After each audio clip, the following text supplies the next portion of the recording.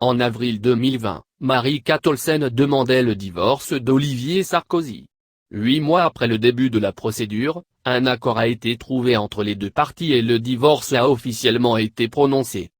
C'est officiellement terminé entre Marie-Kate Olsen et Olivier Sarkozy.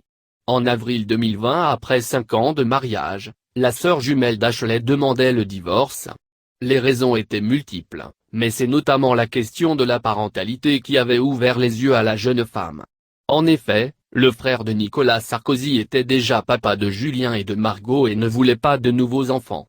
Si Marie-Kate Olsen semblait avoir accepté l'idée qu'elle ne serait jamais maman, elle n'avait pas du tout apprécié qu'Olivier Sarkozy demande à son ex-femme Charlotte, et leurs enfants, de passer le confinement dans leur appartement.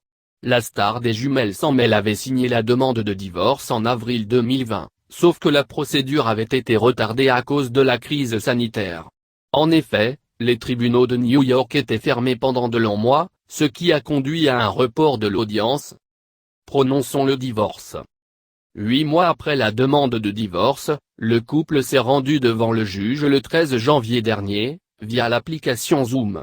Comme l'expliquait Usvekli, leur discussion a duré une vingtaine de minutes, et ils ont indiqué avoir trouvé un accord pour leur séparation. Selon Michael Mosberg, l'avocat d'Olivier Sarkozy, il ne restait plus qu'à valider définitivement cet accord par les deux parties.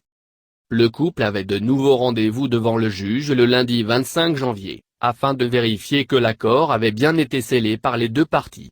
Comme le confirme officiellement Usvekli ce mardi 26 janvier, le divorce a bel et bien été prononcé entre Marie-Kate Olsen et Olivier Sarkozy. Classez les papiers et prononçons le divorce.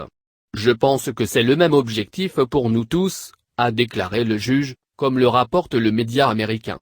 En revanche, aucun détail de l'accord n'a été dévoilé.